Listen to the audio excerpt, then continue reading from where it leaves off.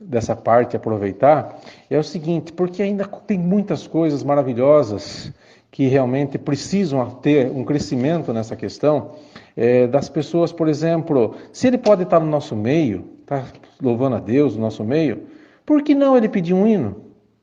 São os hinos do nosso inário. Por que ele tem que pedir para o cooperador chamar o hino lá? Desde que seja o hino de acordo com o andamento do culto, não há problema algum, eu não vejo problema nenhum. Outra questão, quando a pessoa muitas vezes teve um acidente na vida, cometeu um ato de adultério, uma fornicação, se houve nele o arrependimento de coração e de alma, está escrito aqui a respeito da unção. A unção é para alívio e conforto da alma e não pode ser negada a ninguém. Se a pessoa pedir, aflito, ele recebe a unção do irmão do ministério. E essa unção, o óleo, o azeite, é para purificação, conforto da alma. A parte da cura da carne é secundário. Se Deus achar graça de libertar a carne, louvado seja Deus. Mas se a pessoa pedir unção de coração arrependido, porque ele está com peso na consciência, algum pecado que ele cometeu, se houver cometido pecados, ser-lhe-ão perdoados. Está escrito na palavra de Deus. Tá? E tem pessoas que falam, mas não é pecado grave, não é pecado de adultério. Como não? Está escrito na palavra de Deus, no mesmo capítulo, na parte onde diz lá, que isso está escrito em Tiago, no capítulo 4, versículo 4, fala bem claro: adúlteros e adúlteras, não sabeis vós que a amizade do mundo é inimizade contra Deus? Portanto, qualquer que quiser ser amigo do mundo, constitui-se inimigo de Deus. E depois entra essa parte, no versículo 14, ungindo-o com azeite em nome do Senhor, e a oração da fé salvará o doente, e o Senhor o levantará, e se houver cometido pecados, ser-lhe-ão perdoados. Tá? Se a gente pegar alguma parte isolada da Bíblia, que fala, que muitos irmãos gostam de pegar, como Hebreus 10, versículo 26, porque se pecarmos voluntariamente, depois de termos recebido o conhecimento da verdade, já não resta mais sacrifícios pelos pecados, mas uma certa expectação horrível de juízo e acordo, fogo, que há de devorar os adversários.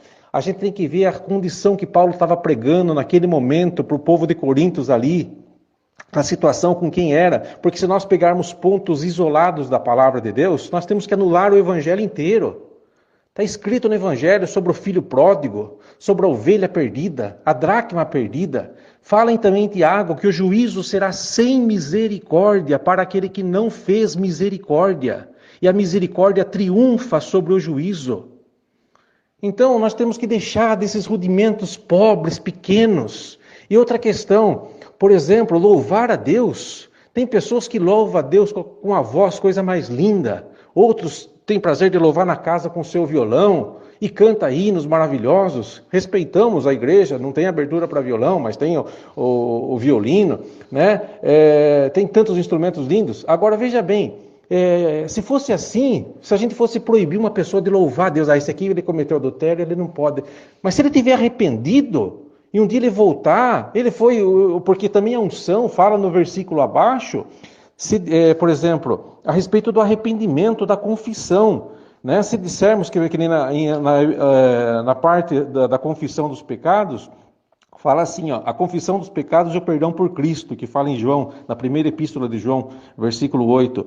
A confissão dos pecados e o perdão por Cristo. Se dissermos que não temos pecado, enganamo-nos a nós mesmos, e não a verdade em nós. Se confessarmos os nossos pecados, Ele é fiel e justo para nos perdoar os pecados e nos purificar de toda injustiça. Se dissermos que não pecamos, fazemos-lo mentiroso, e a sua palavra não está em nós. A mentira é um pecado. Fala em João, fala também em Coríntios 6, que os roubadores, os adúlteros, os sodomitas, os efeminados, os mentirosos, os avarentos, não herdarão o reino dos céus. Está tudo no mesmo parágrafo. Então não existe distinção lá no inferno. Você vai para um inferno aqui porque você foi adúltero. Você vai para um outro inferno aqui porque você fez isso, porque você era mentiroso. Não, o inferno vai ser para o mentiroso também. Vai ser para o avarento também. Assim como para o adúltero, para o homicida. Então veja bem, pecados são pecados. Né? Agora o cristão, ele não pode, que nem se nós ficar nessa colocação de que a pessoa vai, se você errar, você perde a liberdade na igreja, você nunca mais volta a tocar, você nunca mais volta a isso. Tem irmão que fala isso, que nunca mais vai poder voltar. Eu já conversei com irmãos, anciões, que falaram, não, vai ficar 5 anos afastado, para a gente ver se realmente ele chega, né, a uma conversão, uma comunhão normal com a igreja, o procedimento que já é assim, desde há muito tempo, e depois nós fazemos reunião e volta. Mas muitos não voltam. Ficam só realmente protelando, nunca mais dá liberdade para a pessoa. Isso é um crime, porque se Deus perdoou, quem é o homem para ficar condenando? Quem é o homem para ficar colocando a pessoa discriminada ali? Ah, você é só misericórdia, mas todos nós é só pela misericórdia. Ninguém vai alcançar salvação por mérito, por capacidade. É pela graça, pela misericórdia. Então nós temos que acabar com essa discriminação, irmandade. A gente tem que lutar para que realmente isso caia por terra, porque isso daí não tem cabimento. Se a pessoa é músico, ele pode ir lá e louvar a Deus com o seu instrumento, desde que ele esteja realmente arrependido do seu erro. Eu não concordo claramente se a pessoa está vivendo num ato de adultério, está vivendo numa prostituição, está vivendo bebedice, no mundo das drogas. Chama ele, filho, nós vamos orar por você, para que você saia dessa vida, que você se liberte desses espíritos. Mas você busca a força de Deus, vem congregar com nós. Mas você sabe, por favor, né? Enquanto você estiver nessas fraquezas suas aí, você não levanta a testemunhar, você não ora, tal. Respeita a gente nessa parte. Se você é músico, você não toca. Mas quando a gente vê você liberto, o maior prazer nosso é te abraçar, é ter você junto com nós na mesma comunhão. Porque nós somos a congregação, é a coisa mais linda essa obra. E o que nós somos? Nós somos um hospital espiritual. Não é só para curar os que não eram batizados, mas a todos. Porque quantas pessoas cometeram crimes terríveis, estão pagando lá na justiça, muitas vezes ele se arrepende, batiza. Né? Ninguém vai querer saber o histórico dele, qual foi o crime que ele cometeu. Só que o que acontece? Tem muitas pessoas também que cometem crimes, atos terríveis, e muitas vezes nem confessa nada. E nem confessa nada, não se arrepende. Acha que batizou, está pronto. Muitas vezes ele fez um filho bastardo no mundo, abandonou, sabe que é filho dele. Será que agora batizou? Eu batizei, agora eu vou seguir minha vida. Isso daí foi um erro do passado. Será que ele não tem que ir lá retratar, pedir perdão para a família, assumir, pagar pensão? Se ele enganou, roubou alguém, se ele pode reparar, vai lá se arrepender, se redimir. Não, eu não vou. Quer dizer, como fala na palavra de Deus, que sociedade tem a injustiça com a justiça? A caridade não se folga com a injustiça, mas se folga com a verdade. A verdade e a justiça caminham juntos.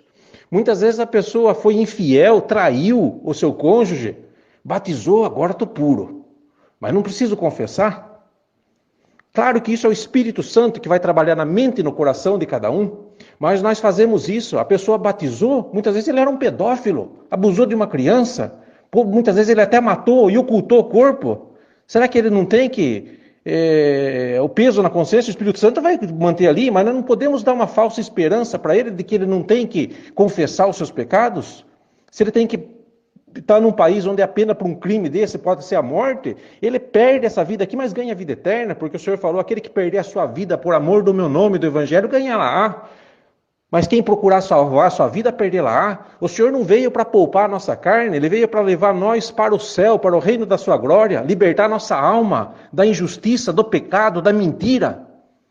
Tem muitas pessoas que ficam com injustiça dentro da sua consciência, com uma injustiça enrustida, e não consegue se libertar porque não tem força de confessar. Não estou dizendo que todo mundo tem que confessar publicamente, só se o Deus o fizer fazer isso, mas para aquela pessoa que a gente cometeu injustiça, nós temos que pedir perdão sim. Nós temos que ir lá e confessar os nossos pecados, pedir perdão. Se a pessoa nos perdoar, louvado seja Deus, mas diante de Deus nós já estamos perdoados.